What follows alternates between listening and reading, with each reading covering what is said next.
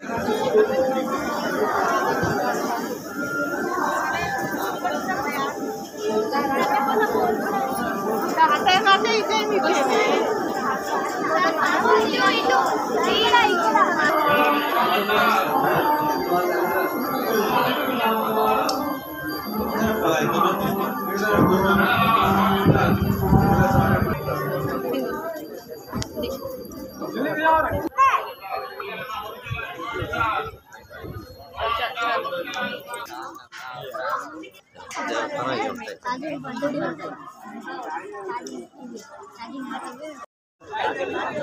ఇదండి టీటీడీ దేవస్థానం.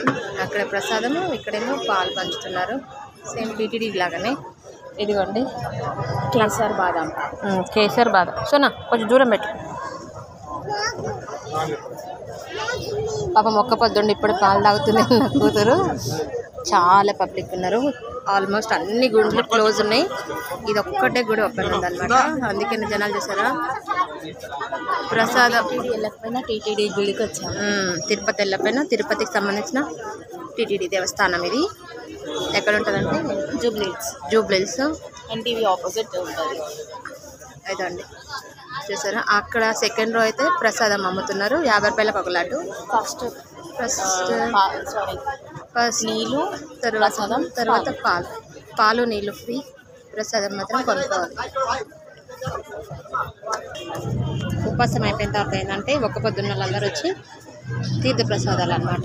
ఫస్ట్ పాలు, తర్వాత ప్రసాదం అయితే లోపల ఇస్తున్నారు. పాలు లడ్డు మాత్రం బయట అమ్ముతున్నారు.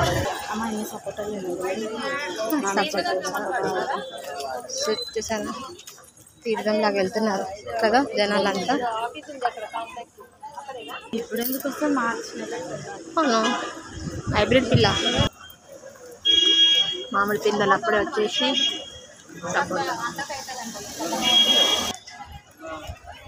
సో ఇదండి. ముందు కదా ఉత్తర ద్వారం కనిపిస్తాను. అదండి ఉత్తర ద్వారం. డెకోర్ చేసి పెట్టారు.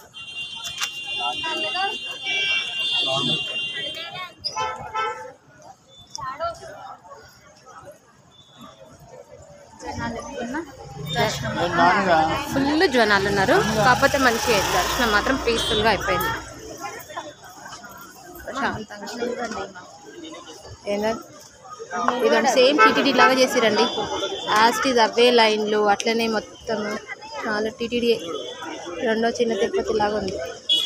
డిఫరెన్స్ ఏంటంటే దర్శనం కొంచెం తొందరగా అవుతుంది అంతే. ఇది మొత్తం పార్కింగ్ అనమాట. పార్కింగ్కి ఏం ప్రాబ్లం లేదు. పెద్ద పార్కింగ్ అన్నమాట.